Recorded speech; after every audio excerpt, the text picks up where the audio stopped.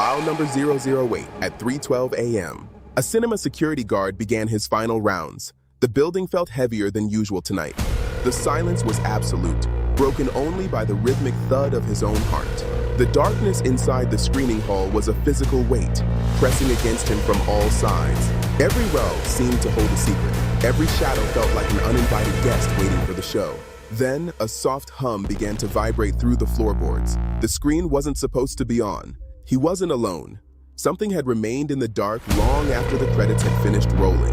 A voice without a throat whispered his name through the surround sound system. It watched from above, a silent witness to a show that never truly ended. 3:13 a.m., the last show had just begun. The last movie had already ended. The credits had finished their slow crawl up the screen. The laughter and gasps that filled this room just moments ago are gone, replaced by a hollow stillness. Every seat tells a story of a viewer who was here, now just an empty space in the dark. Everyone had left the building. The doors are locked and the world outside feels miles away. The remnants of stories told, now scattered on the floor like forgotten memories. A lone light still flickers on the screen, a ghost of the world that just unfolded for 2 short hours. In this heavy stillness, the magic of the silver screen lingers in every shadowed corner. The theater waits, suspended in time, for the next audience and the next world to begin. But for now, the cinema sleeps in the quiet, undisturbed peace of the night. And so, the screen fades to black until the next story begins. The end. Sometimes the scariest stories aren't on the screen. They're sitting right behind you in the shadows of the last row, watching, waiting. In the silence of the cinema, you're never truly alone. The theater was quiet. The last credits had long since rolled. One final sweep of the rows was standard procedure, a rhythmic sweep of light, looking for anything out of place. Most nights, the silence was all that remained. But tonight, in the very last row, someone was still there. The guard walked closer, his boots echoing in the hollow space. "Excuse me, I'm going to have to ask you to leave. We're closing."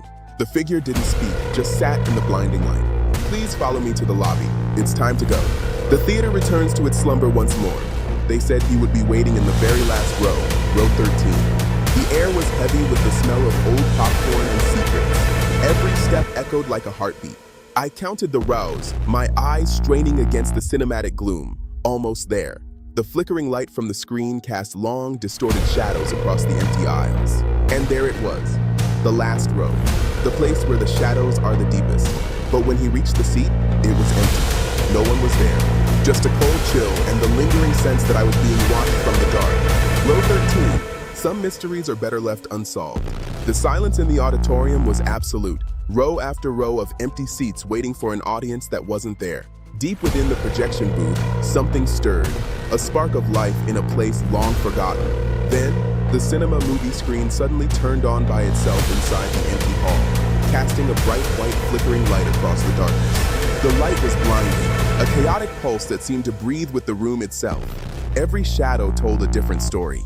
For a moment, the world vanished into a heavy, suffocating blackness. And then suddenly, the screen turned on again, brighter than before, as if trying to show us something from the other side.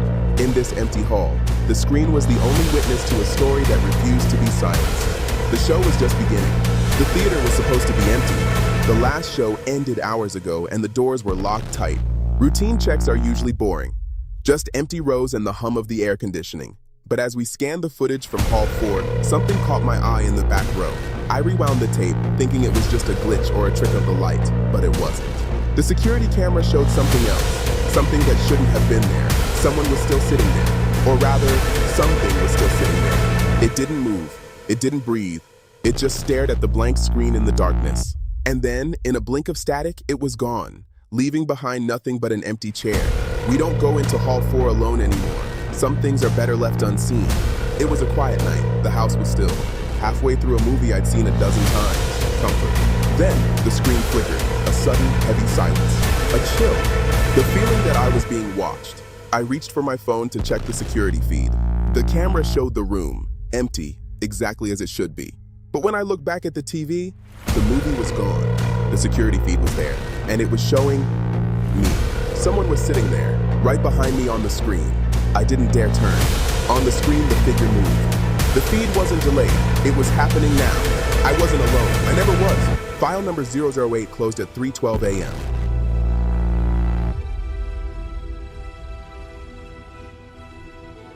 Row 13 is now permanently locked.